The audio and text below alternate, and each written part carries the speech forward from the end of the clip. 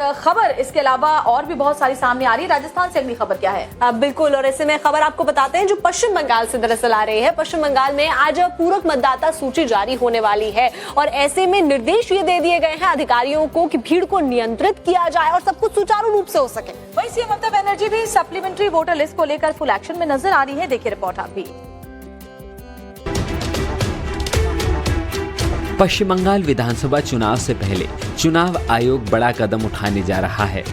राज्य में मतदाता सूची को लेकर जो जांच प्रक्रिया चल रही है, उस बीच आज पहली सप्लीमेंट्री वोटर लिस्ट यानी पूरक मतदाता सूची करेगा। इससे चुनावी तैयारियों को अंतिम रूप देने के लिए मदद मिलेगी और कई लंबित मामलों पर स्थिति साफ होगी। अधिकारियों के मुताबिक ये सप्लीमेंट्री सूची उसी तरीके से जारी होगी जैसे अंतिम मतदाता सूची जारी की जाती है।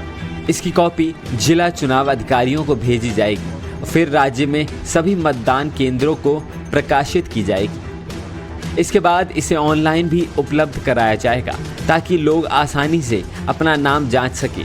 लेकिन टीएमसी ने इस लिस्ट पर भी सवाल खड़े कर दिए हैं।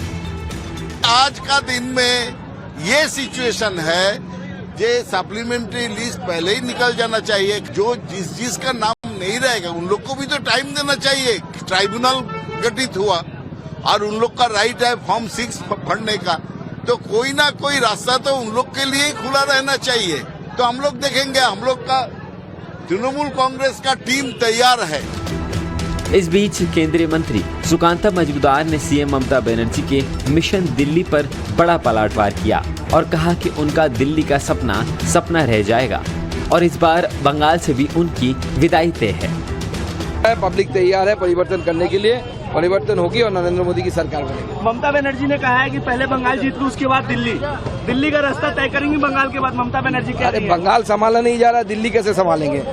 दिल्ली में जाके कुछ होने वाला नहीं है, लड्डू भी नहीं मिलेगा, कुछ भी नहीं मिलेगा। चुनाव आयोग के अनुसार अब तक 27 लाख से ज्यादा मामलों पर निपटारा किया जा चुका है। ये वो नाम थे जिन्हें 28 फरवरी को जारी अंतिम मतदाता सूची में अंडर एजुकेशन यानी जांच के तहत रखा गया था। कुल 60 लाख ऐसे नामों की जांच की जा रही थी। अब सप्लीमेंट्री सूची में इन्हीं मामलों में नतीजे शामिल किए जाएंगे। जो वहीं टीएमसी ने उन लोगों को कानून सहायता देने का ऐलान कर दिया है जिनके नाम इस एक्सरसाइज के कारण हटा दिए जाएंगे। और अगली खबर भी पश्चिम बंगाल से आपको बताते हैं, जहां पर एक बड़ी सियासी घटना हुई है। दरअसल असदुद्दीन ओवैसी ने हुमायूं कबीर के साथ में हाथ मिला लिया है और आने वाले चुनावों में यहां पर ये बड़ा बदलाव होता हुआ नजर आ रहा है। पश्चिम बंगाल में पहले चरण के चुनाव से पहले राज्य में बड़ा सियासी गठबंधन हुआ है। पिछले कई महीनों से हुमायूं कबीर की जनता उद्यन पार्टी और असदुद्दीन ओवैसी की AIMIM के बीच जो गठबंधन होने की राजनीतिक अटकलें चल रही थी, अब उस पर रविवार को फुल स्टॉप लग गया। AIMIM के मुखिया असदुद्दीन ओवैसी ने हैदराबाद से खुद एक मंच से हुमायूं कबीर से अलायंस का ऐलान किया। असेंबली के इंतखाबात होने जा रहे हैं और मजलिस इत्तेहादुल मुस्लिमीन ने ये फैसला लिया है कि मगरबी बंगाल में हुमायूं कबीर साहब की जो पार्टी है उनके साथ मजलिस इत्तेहादुल मुस्लिमीन एक अलायंस करेगी और मजलिस के उम्मीदवार उस अलायंस का हिस्सा बनकर हम मगरबी बंगाल के इलेक्शन में हिस्सा लेंगे। AIMIM चीफ ने इस मौके पर पश्चिम बंगाल की मुख्यमंत्री ममता बनर्जी पर भी सवाल खड़े किए। ओवैसी ने सभा में सीएम ममता बनर्जी का नाम तो नहीं लिया, लेकिन ओवैसी का इशारा दीदी की तरफ ही था।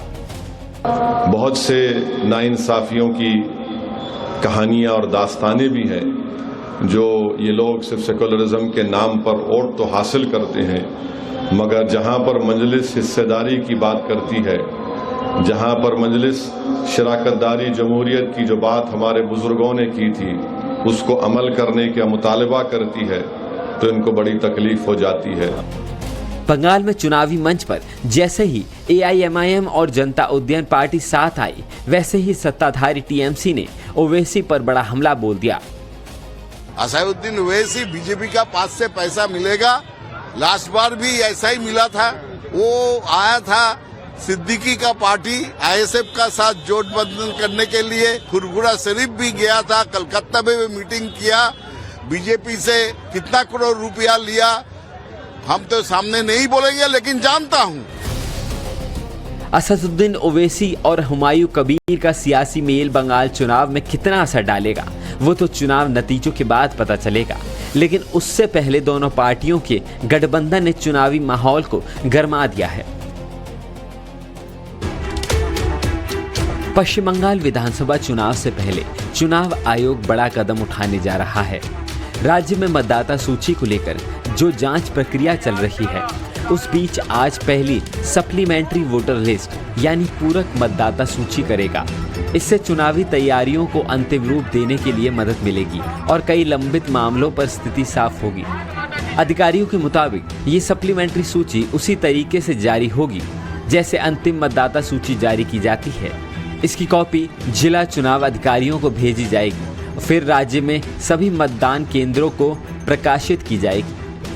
इसके बाद इसे ऑनलाइन भी उपलब्ध कराया जाएगा ताकि लोग आसानी से अपना नाम जांच सके। लेकिन टीएमसी ने इस लिस्ट पर भी सवाल खड़े कर दिए हैं। आज का दिन में ये सिचुएशन है, ये सप्लीमेंट्री लिस्ट पहले ही निकल जाना चाहिए। जो जिसका नाम नहीं रहेगा उन लोग को भी तो टाइम देना चाहिए। ट्राइब्यूनल गठित हुआ और उन लोग का राइट है फॉर्म 6 भरने का, तो कोई ना कोई रास्ता तो उन लोग के लिए ही खुला रहना चाहिए। तो हम लोग देखेंगे, हम लोग का तृणमूल कांग्रेस का टीम तैयार है। इस बीच केंद्रीय मंत्री सुकांता मजूमदार ने सीएम ममता बनर्जी के मिशन दिल्ली पर बड़ा पलटवार किया और कहा कि उनका दिल्ली का सपना रह जाएगा और इस बार बंगाल से भी उनकी विदाई तय है। पब्लिक तैयार है परिवर्तन करने के लिए, परिवर्तन होगी और नरेंद्र मोदी की सरकार बनेगी। ममता बनर्जी ने कहा है कि पहले बंगाल जीत लूं, उसके बाद दिल्ली का रास्ता तय करेंगी बंगाल के बाद। ममता बनर्जी कह रही है बंगाल संभाला नहीं जा रहा, दिल्ली कैसे संभालेंगे? दिल्ली में जाके कुछ होने वाला नहीं है, लड्डू भी नहीं मिलेगा, कुछ भी नहीं मिलेगा। चुनाव आयोग के अनुसार अब तक 27 लाख से ज्यादा मामलों पर निपटारा किया जा चुका है। ये वो नाम थे जिन्हें 28 फरवरी को जारी अंतिम मतदाता सूची में अंडर एजुकेशन यानी जांच के तहत रखा गया था। कुल 60 लाख ऐसे नामों की जांच की जा रही थी। अब सप्लीमेंट्री सूची में इन्हें मामलों में नतीजे शामिल किए जाएंगे। जो वहीं टीएमसी ने उन लोगों को कानून सहायता देने का ऐलान कर दिया है जिनके नाम इस एक्सरसाइज के कारण हटा दिए जाएंगे। और अगली खबर भी पश्चिम बंगाल से आपको बताते हैं, जहां पर एक बड़ी सियासी घटना हुई है। दरअसल असदुद्दीन ओवैसी ने हुमायूं कबीर के साथ में हाथ मिला लिया है और आने वाले चुनावों में यहां पर ये बड़ा बदलाव होता हुआ नजर आ रहा है। पश्चिम बंगाल में पहले चरण के चुनाव से पहले राज्य में बड़ा सियासी गठबंधन हुआ है। पिछले कई महीनों से हुमायूं कबीर की जनता उद्यन पार्टी और असदुद्दीन ओवैसी की एआईएमआईएम के बीच जो गठबंधन होने की राजनीतिक अटकलें चल रही थी, अब उस पर रविवार को फुल स्टॉप लग गया। एआईएमआईएम के मुखिया असदुद्दीन ओवैसी ने हैदराबाद से खुद एक मंच से हुमायूं कबीर से अलायंस का ऐलान किया। असम्बली के इंतखाबात होने जा रहे हैं और मजलिस इत्तेहादुल मुस्लिमीन ने ये फैसला लिया है कि मगरबी बंगाल में हुमायूं कबीर साहब की जो पार्टी है उनके साथ मजलिस इत्तेहादुल मुस्लिमीन एक अलायंस करेगी और मजलिस के उम्मीदवार उस अलायंस का हिस्सा बनकर हम मगरबी बंगाल के इलेक्शन में हिस्सा लेंगे।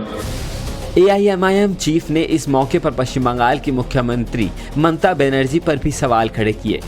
ओवैसी ने सभा में सीएम ममता बनर्जी का नाम तो नहीं लिया, लेकिन ओवैसी का इशारा दीदी की तरफ ही था। बहुत से नाइंसाफियों की कहानियां और दास्तानें भी हैं जो ये लोग सिर्फ सेकुलरिज्म के नाम पर वोट तो हासिल करते हैं, मगर जहां पर मजलिस हिस्सेदारी की बात करती है, जहां पर मजलिस शराकतदारी जमहूरियत की जो बात हमारे बुजुर्गों ने की थी उसको अमल करने का मुतालबा करती है, तो इनको बड़ी तकलीफ हो जाती है। बंगाल में चुनावी मंच पर जैसे ही एआईएमआईएम और जनता उद्यन पार्टी साथ आई, वैसे ही सत्ताधारी टीएमसी ने ओवैसी पर बड़ा हमला बोल दिया। असदुद्दीन ओवैसी बीजेपी का पास से पैसा मिलेगा, लास्ट बार भी ऐसा ही मिला था। वो आया था सिद्दीकी का पार्टी आईएसएफ का साथ जोड़बंधन करने के लिए, फुरफुरा शरीफ भी गया था, कलकत्ता में मीटिंग किया, बीजेपी से कितना करोड़ रुपया लिया हम तो सामने नहीं बोलेंगे, लेकिन जानता हूं। असदुद्दीन ओवैसी और हुमायूं कबीर का सियासी मेल बंगाल चुनाव में कितना असर डालेगा वो तो चुनाव नतीजों के बाद पता चलेगा, लेकिन उससे पहले दोनों पार्टियों के गठबंधन ने चुनावी माहौल को गरमा दिया है।